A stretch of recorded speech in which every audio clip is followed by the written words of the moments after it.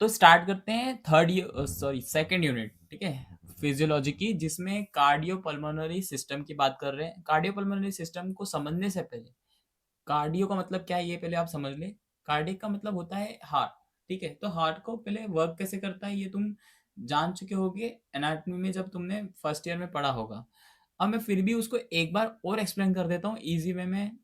जैसे देखो हार्ट का डायग्राम अपन, मैं ज़्यादा बात नहीं करूँगा क्योंकि फिजियोलॉजी में अपने को बात करना है कि कैसे हार्ट वर्क करता है, ना कि अपन को ये बात करना है कि वो होता क्या है और क्या क्या चीज़ें होती है। ये सब चीज़ें अपन को इस पर नहीं डिस्कस करना है। फिर भी एक बार वो समझा देता हूँ। देखो हार्ट का काम क्या है, पंप करना ब्लड को, क्लियर। तो हार्ट में कहीं ना कहीं से तो ब्लड आ रहा होगा और कहीं से जा रहा होगा। तो सबसे पहले ये चीज़ें समझ लेते हैं।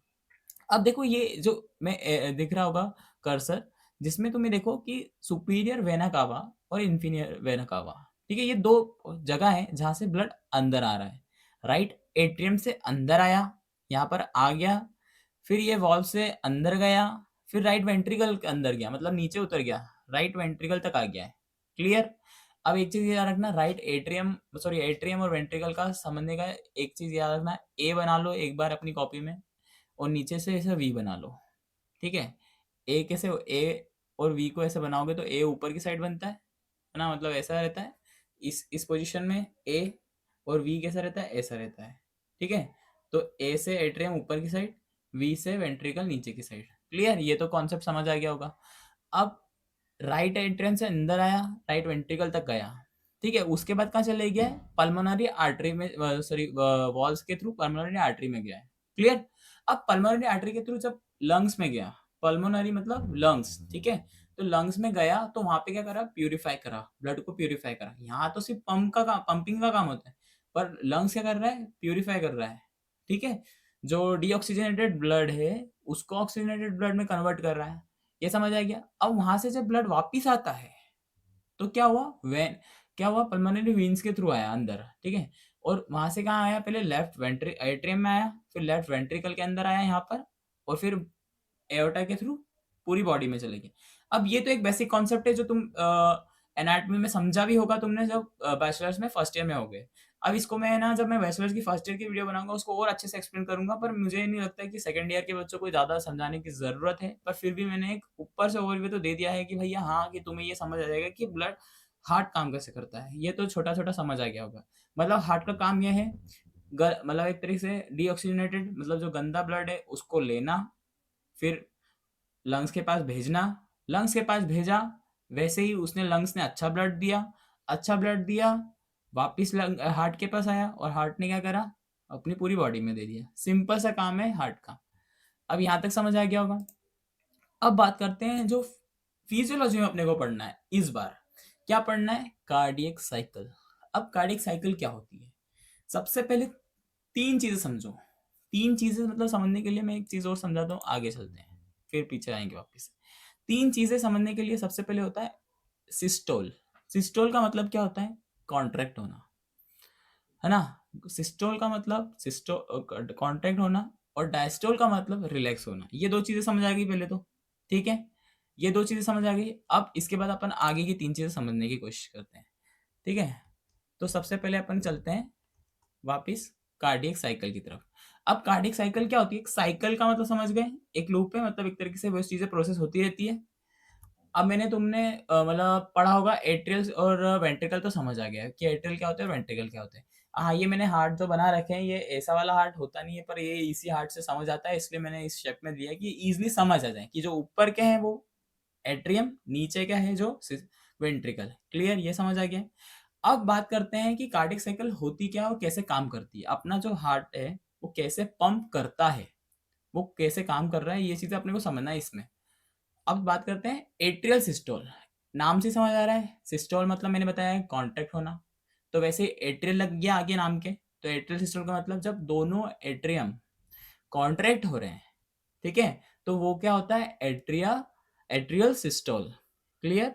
मतलब जब ब्लड इन दोनों के, अब ऐसा तो है नहीं, एक चीज ये समझ लेना, मान लेते हैं ये लेफ्ट है एट्रियम है, ये राइट है, ऐसे एक ही जगह होता है, पर मैं ऐसे एग्जांपल दे रहा हूँ, ये दो जगह है, ठीक है, ये दो है, ठीक है।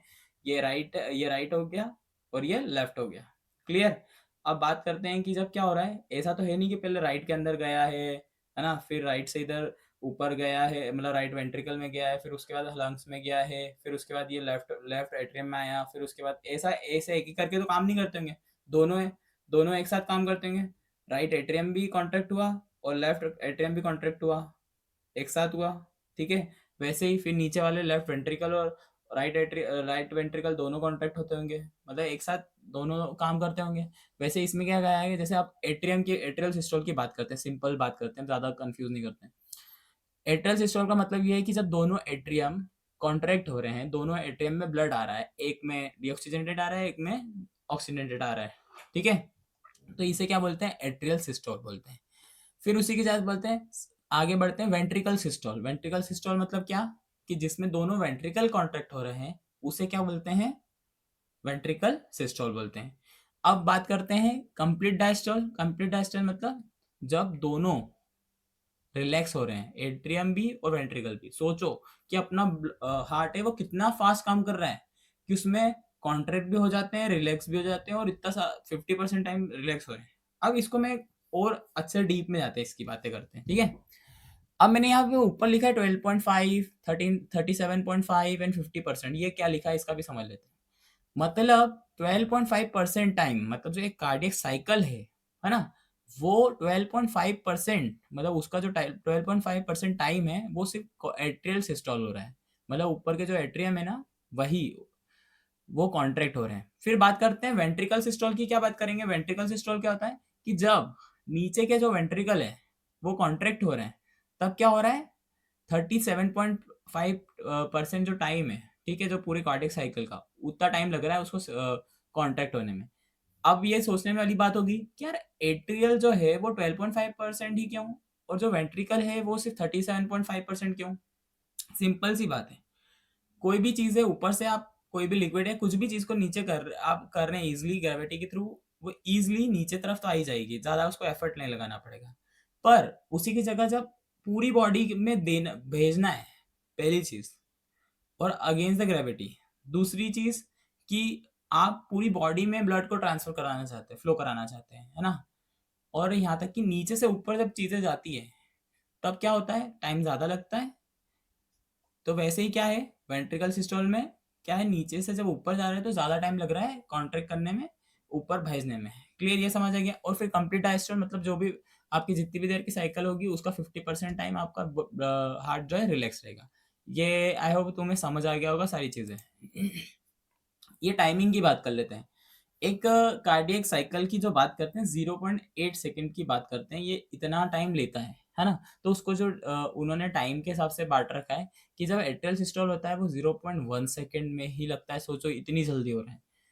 और वेंट्रिकल में 0.3 सेकंड लगते हैं, और उसी की जगह कंप्लीट डायस्टोल में कितने लगते हैं, 0.4 सेकंड। मतलब हाफ टाइम जो लग रहा है वो किस में लग रहा है, रिलैक्स में लग रहा है। समझ गई ये। अब आगे चलते हैं, ठीक है। अब क्या है कि कुछ ना कुछ तो ऐसा होता होगा जो हार्ट को, मतलब एक तरीके से इलेक्ट्रिकल सिग्नल देता होगा, कि इतना आपको हार्ट बीट लेना है, इतना कांटेक्ट होना है, इतने समय रिलैक्स होना है, ये सब चीज़ें हार्ट बीट कराने के लिए भी कुछ ना कुछ जो चीज़ होती होगी। तुमने सुना होगा पेस मेकर लगता है, पेस मेकर अलग से भी लगता है, किसी किसी का पेस मेकर खराब हो जाता है तो वो अलग से भी लगाते हैं। पेस मेकर को क्या बोलते हैं, साइनो एट्रियल नोड। अब नेचुरल की बात करते हैं पहले, फिर उधर जाएंगे, है ना। साइनो एट्रियल नोड, नाम से ही समझ आ रहा है, साइनो एट्रियल नोड, जो एट्रियम के कॉर्नर पे ऊपर साइड होता है ना, वो क्या है, साइनो एट्रियल नोड। वो सिग्नल देता है एवी नोड को। वो कहाँ दिया, एट्रियो वेंट्रिकल नोड। मतलब उसने क्या करा, पहले यहाँ पे मान लेते हैं, यहाँ पर एक साइनो एट्रियल नोड है, एक नीचे एवी नोड है। यहाँ से सिग्नल आया, यहाँ से उसने एवी नोड पर दिया, ठीक है। और एवी नोड ने नीचे साइड पूरे जगह सिग्नल दिया, बंडल ऑफ हीस, मतलब जो एक तरीके से ब्रांचेस होती है, जिससे सिग्नल दिया, और उसने क्या करा, पूरी जगह हार्ट में सिग्नल फैलाया, और वो कॉन्ट्रैक्ट हुआ, रिलैक्स हुआ। ये क्या होता है, एक तरीके से इलेक्ट्रिकल सिस्टम है हार्ट का, कि कैसे आपका कितने समय में हार्ट कॉन्ट्रैक्ट होगा, कितने समय में रिलैक्स होगा। तो ये क्या है, सबसे पहला साइनो एट्रियल नोड, जो ऊपर साइड रहता है एट्रियम के। फिर एवी नोड, दोनों मतलब एक तरीके से एट्रियम के कॉर्नर में रहता है, जो एट्रियो वेंट्रिकल नोड दोनों तरफ में रहता है, नाम से समझ आ रहा है अब, ठीक है। और फिर नीचे चले जाता है बंडल ऑफ हीज में। क्लियर। अब बात करते हैं कि अब दिमाग सोचने वाली ये बात है कि ब्रेन का क्या काम है। हार्ट में एक चीज बता दूं, साइनोएट्रियल नॉड जो है उसको कोई कंट्रोल नहीं कर रहा है, उसको कंट्रोल जरूर कर रहा है, पर ऐसा है कि वो अपने आप चल रहा है। ऐसा है कि उसमें एक तरीके से साइनोइटल नॉट में एक तरीके से वो खुद ही अपना काम कर रहा है कि कितना मुझे सिग्नल देना है, कितना रिलैक्स होना है, कितना कॉन्ट्रैक्ट होना है। पर ऑटोनॉमिक नर्वस सिस्टम जो है, जो तुमने पढ़ा होगा बैचलर्स के फर्स्ट ईयर में या अभी और मैं आगे पढ़ाने भी वाला हूँ, ऑटोनॉमिक नर्वस सिस्टम जो है उसका काम क्या रहता है, एक अपने अंदर जो इनवॉलेंट्री मूवमेंट्स है, जो चीज़ें कंट्रोल अपन ने हाथ में नहीं है, वो चीज़ें अपने आप जो चल रही है, ऑर्गन्स कर रहे हैं, उसको कंट्रोल करने वाला जो ऑटोनॉमिक नर्वस सिस्टम है, उसमें दो नर्व्स होती है, एक होती है सिंपैथेटिक नर्व और एक होती है पैरासिम्पैथेटिक नर्व। ठीक है। अब सिंपैथेटिक नर्व का काम क्या होता है, किसी चीज़ को एक्टिव कराना, एक्टिवेट कराना, है ना। और एक्टिवेट कराना, और पैरासिम्पैथेटिक का नाम क्या होता है, रिलैक्स कराना किसी चीज़ को, है ना। एक सिंपल एग्जांपल, एग्जांपल तो नहीं बोलूँगा, आगे इसी को समझ लेते हैं कैसे। कि अगर मान लेते हैं कि ऑटोनॉमिक नर्वस सिस्टम को हार्ट बीट को तेज करना है, तो क्या करेगा, सिंपैथेटिक नर्व भेजेगा, जिससे क्या होगा, साइनाइटल नोड क्या करेगा, वो फास्ट कर देगा हार्ट बीट को। क्लियर। और उसी की जगह पैरासिम्पेटिक नर्व को भेजेगा, तो वो क्या कर रहा है, स्लो कर रहा है हार्ट रेट को। ठीक है, हार्ट बीट को स्लो कर देगा। यहाँ तक खत्म हो जाता है अपना पहला टॉपिक। अब अपन आगे चलते हैं ब्लड प्रेशर में। एक चीज यार, ये जो सेकंड यूनिट है ना फिजियोलॉजी की, थोड़ी सी बड़ी है, ज्यादा भी बड़ी नहीं है, पर मुझे पता है कि आपने ये वीडियो देख ली तो आपको पूरी समझ आ जाएगी इजी में, इजी लैंग्वेज में। और मैं चाहता हूँ कि तुम्हें भी पता है कि मैं ज़्यादा कॉम्प्लिकेटेड नहीं करूँगा चीज़ों को, मैं बहुत सिंपल वे में समझाऊंगा, और जो जो तुम्हारे काम की कॉन्सेप्ट क्लियर करने वाली है वो चीज़ें समझाऊंगा। क्योंकि पहले मुझे भी लग रहा था यार कि मैं बहुत ज़्यादा शॉर्ट में समझा रहा हूँ यार, ऐसा तो है नहीं, ऐसा मुझे ऐसा लग रहा था। पर मैंने जब कॉपीज चेक करी अभी इंटरनल्स की, मेरे स्टूडेंट्स की, तो मुझे समझ आ गया कि नहीं, मैं सही समझा रहा हूँ। क्योंकि अभी इनको इतने ज़्यादा समझाने से और इतना ज़्यादा बर्डन कर देने से कोई मतलब नहीं है पढ़ाई का। जितना इनको कॉन्सेप्ट क्लियर हो जाए वो ज़्यादा अच्छा है। आगे चल के जब तुम और बड़ी क्लासेस में जाओगे, ज़्यादा डीप में पढ़ना, तब काम की चीज़ें। नहीं तो अभी से मैंने तुम्हें इतना ऐसी चीज़ें समझा दी जो ऊपर से जा रही होगी, तो फिर कोई मतलब ही नहीं है। चलो वापिस टॉपिक पे आते हैं, ब्लड प्रेशर की बात करते हैं। तो ब्लड प्रेशर का मतलब क्या है। ब्लड प्रेशर का मतलब, सबसे पहली बात तो ये देखो कि जो आपकी आर्टरीज है, ठीक है, आर्टरीज मतलब क्या होती है, जिसमें ऑक्सीजनेटेड ब्लड होता है। पर उसी की जगह पहले एक चीज समझ लेना, ऑक्सीजनेटेड ब्लड आर्टरी में होता है, पर हार्ट की बात करें तो वो उल्टा हो जाता है। हार्ट में क्या हो जाता है, डीऑक्सीजनेटेड ब्लड हो जाता है। तो ये चीज़ें, एक चीज़ ये कॉन्सेप्ट याद रखना। अब बात करते हैं कि सिंपल वर्ड में समझते हैं। The pressure with which blood flows in are arteries. अब एक चीज याद रखना कि जैसे तुम्हें देखो कि जो वॉल्व है, मतलब एक तरीके, सॉरी वॉल नहीं, वॉल है, ठीक है, आर्टरीज की जो वॉल है उसके अंदर कैसा प्रेशर लग रहा है। जैसे अब एक पाइप है, यूं करके एक पाइप गया है ऐसा वाला, ठीक है। अब ऐसा जो पाइप है उसके अंदर से ऐसे ब्लड फ्लो हो रहा है, ठीक है। तो इधर इधर मतलब उसके साइड साइड में कैसा फ्लो, मतलब कैसा प्रेशर लग रहा है साइड साइड में, वो क्या होता है, ब्लड प्रेशर होता है। क्लियर। अब बात करते हैं टाइप्स ऑफ ब्लड प्रेशर। दो चीजें तो मैंने तुम्हें पहले समझा दी, सिस्टोलिक मतलब क्या होता है, डायस्टोलिक मतलब क्या होता है। सिस्टोलिक की मतलब क्या करते हैं, कॉन्ट्रैक्ट हो रहा है। डायस्टोलिक की मतलब क्या कर रहे हैं, रिलैक्स हो रहा है। क्लियर। अब बात करते हैं कि सिस्टोलिक ब्लड प्रेशर क्या होता है और डायस्टोलिक ब्लड प्रेशर क्या होता है। सिस्टोलिक प्रेशर का क्या होता है, जब आपका हार्ट पंप कर रहा है, मतलब कॉन्ट्रैक्ट कर रहा है ना, तो क्या होगा, ये सिस्टोलिक ब्लड प्रेशर होगा।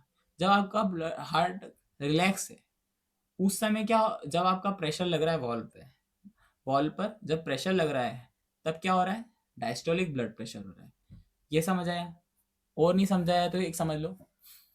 अभी अपन ने बात करी थी एट्रियल सिस्टोल, वेंट्रिकल सिस्टोल और कंप्लीट डायस्टोल, ठीक है। अब एट्रियल सिस्टोल से तो ब्लड नीचे आ गया, है ना।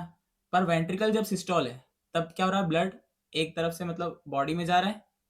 उस समय क्या बोल रहे हैं, सिस्टोलिक ब्लड प्रेशर निकल रहा है। उसी की जगह जब रिलैक्स हुआ ब्लड, मतलब एक सिर्फ हार्ट रिलैक्स हुआ, 50% टाइम जब रिलैक्स होता है, उस समय जब ब्लड अपन तरीके से अपन जब बीपी नापते हैं, तब क्या हो रहा है, वो डायस्टोलिक ब्लड प्रेशर है। क्लियर आया, ये समझ आया क्या होगा। अब कुछ चीजें ना एग्जाम पर्पस वाली याद रख लेना। एक चीज़ ये रखना है, बेसिक बेसिक चीज़ें क्या होती है, एक तो या तो वाइवा में पूछ सकते हैं, दूसरी चीज़ ये हो जाती है कि कभी कॉम्पिटिटिव एग्जाम या आपके एक तरीके से एंड सेमेस्टर एग्जाम में भी आ सकता है। नॉर्मल वैल्यू की बात करते हैं, ठीक है।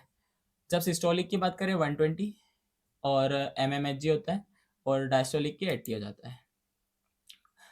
मेजरमेंट ऑफ ब्लड प्रेशर, ठीक है, स्विग्मोमेनोमीटर है ना, या तो स्टेथोस्कोप, ये दो तरीके हैं जिससे मतलब अपन एक तरीके से ले सकते हैं, ब्लड प्रेशर को मेजर कर सकते हैं। अब यूनिट होती है इसकी, मतलब हर चीज़ की होती है ना, जैसे किलोमीटर होती है, ठीक है, मीटर होती है ना, ये सब चीज़ें किलोग्राम होती है वेट की। तो ये सब चीज़ें क्या है, ये एक यूनिट है इनको मेज़र करने की। वैसे ही ब्लड प्रेशर को मेज़र करने की यूनिट है एमएमएचडी। एमएमएचजी का मतलब होता है मर्क्यूरी, है ना, मिलीमीटर ऑफ मर्क्यूरीज, ठीक है।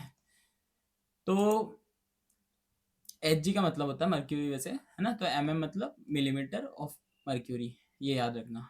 अब याद रखना कि ब्लड प्रेशर को मेजर कैसे करते हैं। आप सभी डॉक्टर के पास गए होंगे, ठीक है। दो तरीके होते हैं, जैसे मतलब एक तो या तो डिजिटल वाला आ जाता है, वो सिर्फ एक तरीके से क्या बोलते हैं कि पंप, एयर पंप करते हैं कफ में, फिर उससे वो डायरेक्टली डिजिटली बता देता है। दूसरा ये होता है कि स्टेथोस्कोप को लगाते हैं, है ना। तो अब सिंपल सी बात है, एक पर्सन को सबसे पहले डॉक्टर के पास आप गए, सबसे पहले आपको क्या बोलेगा, शांति से बैठ जाओ, कंफर्टेबल बैठ गए, है ना। फिर वो क्या करेगा, जो ब्लड प्रेशर का कफ है ना, उसको आपके आर्म के इतने ऊपर लगा देगा, यहाँ पर एल्बो के, है ना, ठीक है, 1 इंच अबव। अब क्या होगा कि जो उसका जो स्टेथोस्कोप है, उसका जो डायफ्राम होता है ऐसा गोल सा होता है ना, उसको ना ऐसे एल्बो के साइड में, नीचे साइड है ना, पीछे वाली साइड में आपसे ऐसे लगाएगा, ठीक है। फिर उसके बाद क्या करेगा, पंप से एयर भरेगा, ये भी तुमने देखा होगा, ये भी हो गया। फिर क्या कर रहा है, अब एक याद रखना, एक समय बाद है ना, मतलब उसमें एक प्रेशर होता है 160 टू 180 mmHg वाला, ठीक है, वहां तक का देखेगा।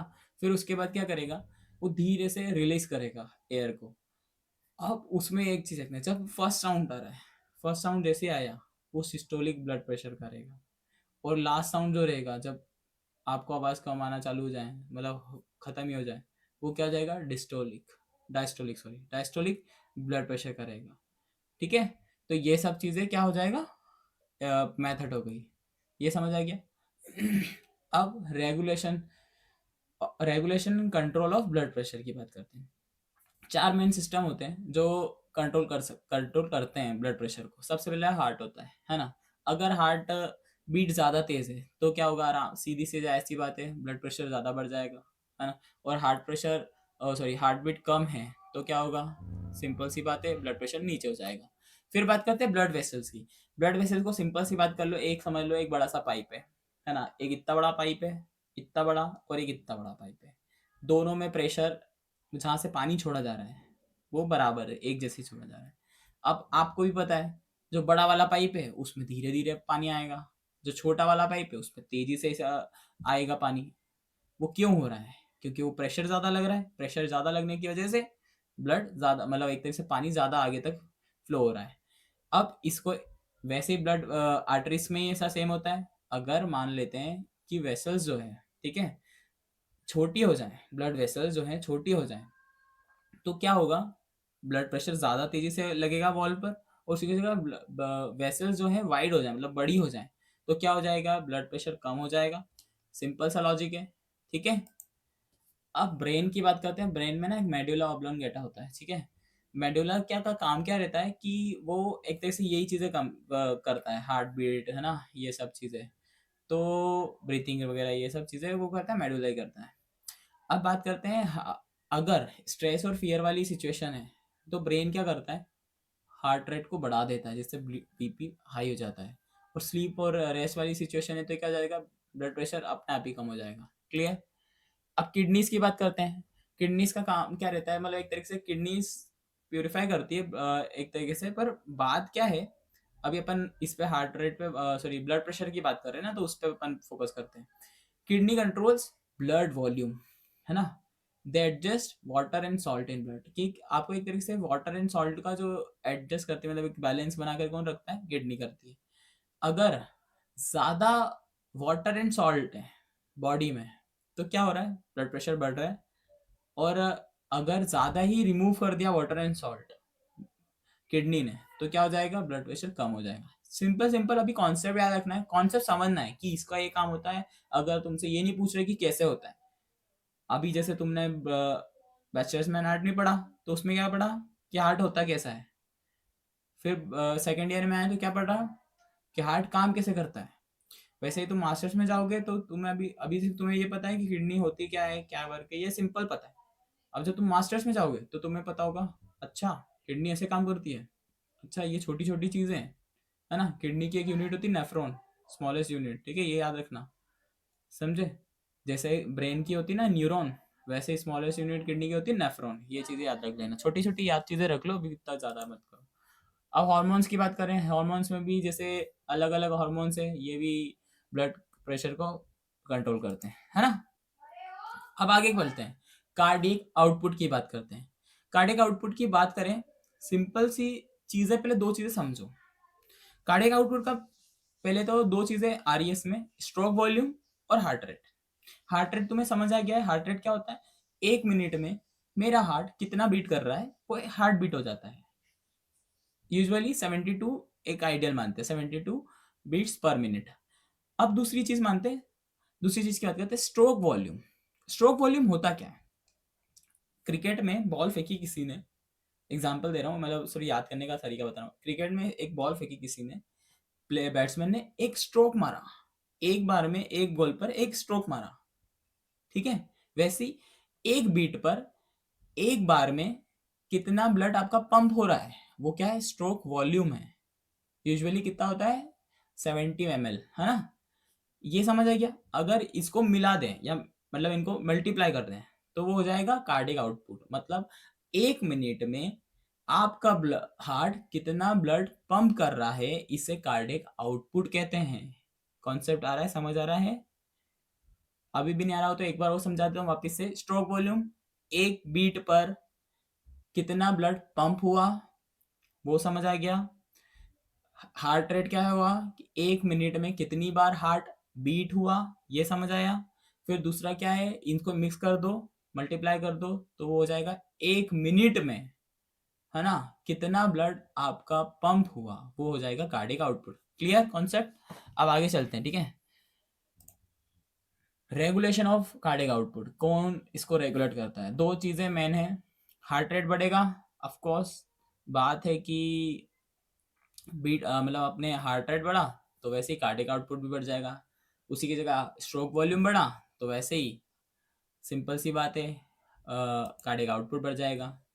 अब बात करते हैं रेस्पिरेटरी सिस्टम। रेस्पिरेटरी सिस्टम की सिंपल पहले समझ लो कि रेस्पिरेटरी सिस्टम होता क्या है। मैंने यहाँ से नाक से सांस ली, ठीक है, तो क्या क्या कहाँ पे गई, नेसल कैविटी में गई, ठीक है। फिर उसके बाद फेरिंग्स, लेयरिंग्स, ये सब चीज़ें कहाँ सीखी थी तुमने, एनाटॉमी में सीखी थी कि कैसे कैसे क्या जाती है। अब एक निमोनिक है, नाक से पहले ली देन भीतर भरी, ये मोनू सर हैं, उन्होंने से ही सीखी है। मैंने तो हर टीचर से पढ़ा है, ठीक है, तो मैं उनके ही एक लाइन मुझे बहुत अच्छी लगती है तो मैं वही पढ़ा रहा हूँ। नाक से पहले ली देन भीतर भरी, इसका मतलब क्या है, नाक से पहले ली मतलब नाक से नेसल कैविटी के अंदर पहले एयर आई, ठीक है। फिर पहले से फेरिंग्स के अंदर गई, ठीक है, फेरिंग्स। ली से लैरिंग्स के वहां तक आई। फिर देन से ट्रैकिया, ये ट्रैकिया है। ट्रैकिया क्या है, जो ये जो है ना, सी में सी कर्व बना है, एक तरीके से सी शेप के बने हैं, ये हार्ट सा लगा है थोड़ा थोड़ा, है ना, ये क्या है, ट्रैकिया है। फिर उसके बाद क्या है, बी से भीतर गई, ये ब्रोंकाई दो पार्ट में बट गई, ठीक है। फिर भरी से क्या है, ब्रोंक्यूलस, जो और डिवाइड हो गए। फिर उसके बाद क्या है, एल्वियोलाई और एल्वियोलस, मतलब यहाँ से क्या हुआ, यहाँ से एयर आई और अपने लंग्स के अंदर गई। ये तो बेसिक था। ये तो क्या है, इसमें तो मैंने सिर्फ एक ये रख दिया कि तुम्हें एक डायग्राम बनाने में काम आ जाएगा, है ना। और नीचे एक डायफ्राम है ना, ये समझ आ गया। अब ये इसलिए बेसिक समझा रहा हूँ क्योंकि इसके बिना तुम्हें आगे का नहीं समझ आएगा। डायफ्राम समझ आ गया कि डायफ्राम ये है, ये लंग्स है, इतना समझ आ गया। अब एक चीज और समझो कि क्या है, लंग्स तो अंदर है, उसके ऊपर एक मसल भी है। क्या है उसके ऊपर, क्या है, मसल को भी छोड़ो, एक रिबकेज नाम की चीज होती है, ठीक है, रिब्स है, रिब्स, ठीक है। एक आप तुम यहीं पे हार्ट से ऐसे दबा के देख लो, इधर साइड अपने यहाँ देख लो, ठीक है, एक नीचे मतलब ऐसे खुद ही फील करके देख लो, रिब है, रिब कैच बोलते हैं इसे। और उसके जो नीचे साइड है, जो इधर साइड है, ठीक है, जो ये जो दिख रहा होगा उसके नीचे एक डायफ्राम है, वो नहीं दिखता है, और रिब केज भी नहीं दिखता है, बस फील कर सकते हैं कि हाँ कुछ मतलब एक तरीके से बोन है। अब उसके अंदर लंग्स है, ये कॉन्सेप्ट समझो बस। अब क्या करते हैं, आगे चलते हैं बस इसको समझने के लिए, मैकेनिज्म ऑफ रेस्पिरेशन, कि अब अपन ब्रीथिंग कैसे लेते हैं, एक इंस्पायरेशन होता है, एक रेस्पिरेशन सॉरी एक्सलेशन होता है, ठीक है, ठीक है, तो मतलब ब्रीथिंग, ब्रीथिंग इन और ब्रीथिंग आउट। अब क्या होता है कि मैंने ब्रीथिंग ली, मतलब इन करा, तो क्या हुआ मेरे, क्या हुआ, चेस्ट से अप हुआ, मतलब बाहर की तरफ आया, आया,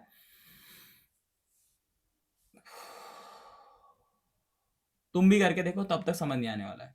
मैंने, अब सबसे पहले देखो, जब तुम ब्रीथिंग ले रहे हो, मतलब अंदर सांस ले रहे हो, तो क्या हो रहा है, चेस्ट से बाहर की तरफ आ रहा है ना, और पेट फूल रहा है और नीचे की तरफ जा रहा है, ठीक है, क्योंकि पेट के बस जैसे मतलब जैसे ही आपका ये चेस्ट का एरिया खत्म हो रहा है, जैसे पेट स्टार्ट हो रहा है, डायफ्राम है और चेस्ट ऐसे फूल रहा है, ठीक है।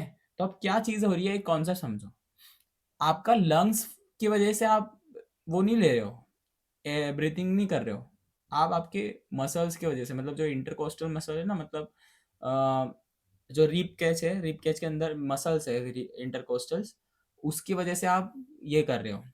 जब क्या होता है, जब आप मान लेते हैं जैसे आप ब्रीथिंग, आपका जो रिप केज है ऐसे ही बढ़ रहा है, ऐसे मतलब एक तरीके से ये बॉल है, ठीक है, यहाँ इसके अंदर लंग्स है मान लेते हैं ना, एक एग्जांपल के लिए, ठीक है, तो लंग्स की वजह से आप ये ऊपर नीचे नहीं हो रहा है, या मतलब ऐसे फूल नहीं रहा है, इसकी वजह से फूल नहीं रहा है, ये फूल रहा है, तब आपका लंग्स में एयर जा रही है।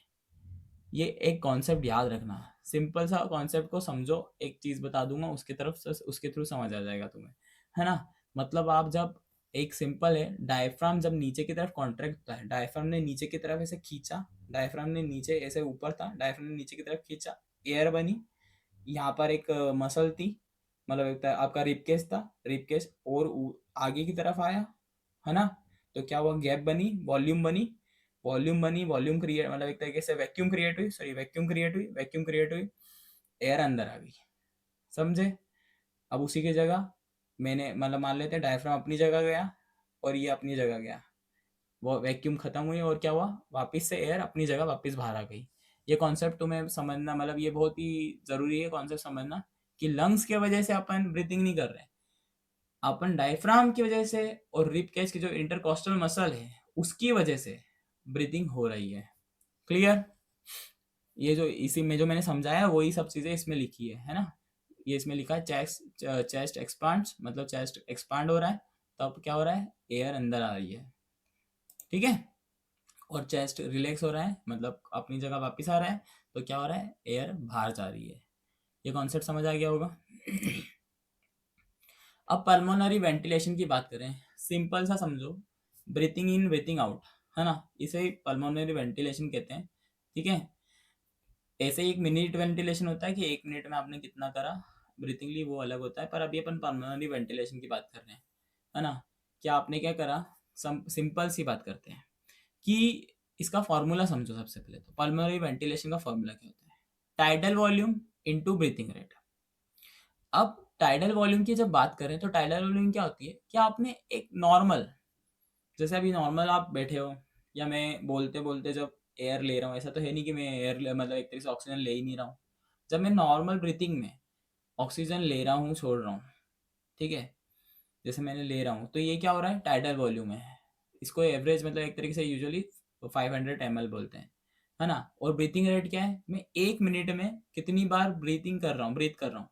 जैसे मैंने अभी बातें करते करते भी ब्रीथिंग तो कर ही रहूंगा ना, या आप भी कर ही रहोगे ना सुनते सुनते वीडियो, तो ये क्या है, एवरेज 12 पर मिनट है बोलते हैं ऐसे। इसको ना एक रेंज में करते हैं, ऐसा स्पेसिफिक नहीं होता, ये चीज़ याद रखना, है ना। अभी आगे मैं तुम्हें रेंज भी बता दूंगा कि कितनी रेंज होती है, ठीक है। तो जैसे इसमें यही कहा गया है कि आपका, आप एक तरीके से एक मिनट में कितनी बार आप ब्रीथिंग कर रहे हैं, मतलब आपका कितना ऑक्सीजन अंदर जा रहा है, ये सब चीज़ें क्या है, पल्मोनरी वेंटिलेशन की बात कर रहे हैं, ठीक है। एवरेज ब्रीथिंग की बात करें, ये जो मैंने अभी बात करी थी, एवरेज ब्रीथिंग की क्या बात करी है, जैसे एडल्ट्स की बात करी है, तो वो क्या हो रहा है 12 to 20 मिनट्स पर ब्रीथ, है ना, सॉरी ब्रीथ पर मिनट्स। एक चीज़ याद रखना, मैंने गरुड़ पुराण जब मैंने पढ़ी थी, तब मैंने उसमें देखा था 16 लिखा था उसमें भी। तो मैं सोचता हूँ कि कभी कभी कि सोचो पुरानी बुक्स में भी कितना सारी चीज़ें लिखी हैं जो आप मतलब अभी जो चीज़ें साइंटिस्ट अभी ढूंढते हैं या चीज़ें करते हैं, तो पुरानी बुक्स में भी बहुत सारी चीज़ें पहले से लिखी हैं, है ना। और बहुत सारी चीज़ें जो मतलब मेरे को ऐसा लगता है कि जैसे भगवत गीता, जिसमें मेरी अभी रिसर्च भी चल हो, मैं उसमें सोच रहा हूँ कि उसमें करने का, कि साइकोलॉजी की दूसरी बुक्स क्यों पढ़ना जब आपके पास भगवत गीता हो, तो वही चीज़ें स्पोर्ट्स प्लेयर्स को क्यों नहीं पढ़ा रहे हैं, है ना। तो वही चीज़ें अभी, चलो वापस से टॉपिक पे आते हैं। ट्रेंड एथलीट की बात करें, जो एथलीट है, ठीक है, उनका ब्रीथिंग रेट है ना कम हो जाता है रेस्टिंग, है ना, एक तरह से याद रख लेना। और चिल्ड्रन का क्या रहता है, ज़्यादा रहता है, और इन्फेंट्स का और ज़्यादा हो जाता है, 30 to 60 पर ब्रेथ पर मिनट। अब रेगुलेशन की बात करें कि कैसे कौन सी चीज़ें मतलब कंट्रोल करती है ब्रीथिंग को, तो ब्रीथिंग की बात करें, मेडुला, अभी मैंने ऊपर बात कर ली थी, मेडुला ऑब्लंगाटा जो होता है ब्रेन के अंदर होता है, ब्रेन का पार्ट है, ठीक है। फिर CO2 लेवल को कीमो रिसेप्टर्स देखते हैं, कि जैसे ही ज़्यादा CO2 होता है तो ज़्यादा टाइम ब्रीथिंग होना चालू हो जाती है। स्ट्रेच रिसेप्टर इन लंग्स, कि एक तरीके से लंग्स की सेफ्टी के लिए देखते हैं कि अगर ज़्यादा स्ट्रेच हो रहा है, ज़्यादा आप इनहेल करने की कोशिश कर रहे हो, तो वो भी नहीं करने देगा, क्योंकि स्ट्रेच रिसेप्टर्स हैं। एक्सरसाइज एक्टिविटी, एक्सरसाइज के ड्यूरेशन में भी आप ज़्यादा एक तरीके से ब्रीथिंग लेते हो, करते हो। अब कुछ दो टॉपिक बचे लास्ट, और इसको ख़त्म करेंगे इस टॉपिक को यहीं पर ही। सेकेंड विंड, सेकेंड विंड का मतलब समझो। सबसे पहले सेकेंड विंडिंग होता क्या है। अगर आप रनिंग कर रहे हो, ठीक है, 2-3 राउंड भागे, उसके बाद पहले तो 2-3 राउंड में बहुत ऐसा लगेगा यार नहीं भाग सकता हूँ, 3-4 राउंड के बाद, है ना, फिर एकदम से ऐसा लगने लग जाएगा यार अब तो भगवा लो, 10 राउंड भगवा लो, 12 राउंड भगवा लो, कोई दिक्कत ही नहीं है। जब वो वाला जो पीरियड आता है कि जैसे ही आपको ऐसा लगता है कि जब आप बहुत, आपको डिफिकल्ट होता है उस समय रनिंग या कुछ एक्टिविटी परफॉर्म करने के लिए, पर जैसे ही एकदम से आपको क्या होने लग जाता है, एकदम से फ्रेशनेस फील हो जाने लगता है, अब तो लगता है कि नहीं अब तो मैं कर सकता हूँ, एनर्जी मिल रही है, उसे क्या बोलते हैं, सेकंड विंड बोलते हैं। क्यों होता है ये समझो। शुरुआत में आपको ऑक्सीजन पे सप्लाई अच्छा नहीं होगा, है ना। जैसे ही आपका ऑक्सीजन सप्लाई अच्छा होने लग जाएगा, तो क्या होगा, सेकंड विंड के एक वो है ना, लैक्टिक एसिड रिमूव होगा तब। और एक चीज़ याद रखना है, लैक्टिक एसिड को कॉम्प्लीट नहीं करते हैं, इसको इतना दिमाग में लगाना, क्योंकि वो एक अलग ही टॉपिक हो जाएगा, है ना, वो एनर्जी सिस्टम में मुझे वो समझाना रहेगा, ठीक है। इम्प्रूव ब्रीथिंग रिदम, रिदम जब एकदम आपकी नॉर्मल लग जाएगी, क्या हो जाएगा, ये सेकंड विंड आना चालू हो जाएगा, ठीक है। इसको सिंपल समझो, ज़्यादा बड़ा टॉपिक नहीं है, क्योंकि मैं चाहता भी नहीं हूँ कि तुम्हें सिर्फ इतना पता होना चाहिए सेकंड विंड होती क्या है और किस तरीके से हो रही है, बस ये समझो। फिर ऑक्सीजन डेप्थ, अब ऑक्सीजन डेप्थ की बात करें तो पहले तो ये आर्चर विवियन हिल ने दी थी, ये चीज़ें याद रखना। फिर इसमें कहा गया था कि अब क्या हो रहा है कि अगर आप ऑक्सीजन, जब आप एक्सरसाइज कर रहे हो तो तब तो आपको ज़्यादा ऑक्सीजन की ज़रूरत है, क्लियर। पर जैसे ही आपकी, मान लेते हैं आप स्टॉप हो जाते हो, आप रनिंग कर रहे थे तब, तो आपको ऑक्सीजन की ज़्यादा ज़रूरत थी। पर जब स्टॉप हो गए हो, रुक गए हो, तब भी आप उतनी अमाउंट में ऑक्सीजन ले रहे हो, और फिर धीरे धीरे धीरे धीरे जाकर आप नॉर्मल आ रहे हो। मतलब आप रुकने के बावजूद भी आपका जो ऑक्सीजन आप ले रहे हो, वो ज़्यादा ले रहे हो, जितना आप पहले नहीं ले रहे थे। जितना आप एक्सरसाइज में ले रहे थे उतना ही, या उससे थोड़ा सा कम आप एक्सरसाइज रोकने के बाद ले रहे हो, तो इसे क्या बोलते हैं, ऑक्सीजन डेट बोलते हैं, ठीक है। क्योंकि क्यों, अब एक तरीके से बोलते हैं, या तो लैक्टिक एसिड को रिमूव करने के लिए, ठीक है। दूसरी चीज़ क्या है कि वापस से आपको मतलब एक तरीके से एनर्जी ज़्यादा प्रोवाइड करने के लिए, ये सब चीज़ें होती है ना। तो ये यूनिट यहीं पे ही ख़त्म हो जाती है, अपन नेक्स्ट यूनिट डाइजेस्टिव सिस्टम से स्टार्ट करेंगे। और ये वीडियो 35 मिनट्स के आसपास हो गया है, और मुझे लगता है कि ज़्यादा चीज़ें को कंप्लीट नहीं करना चाहिए, और ऐसे ही पढ़ते रहो, और कभी नोट्स वोट्स की ज़रूरत हो तो मुझे व्हाट्सएप पे मैसेज कर देना, मैं दे दूँगा।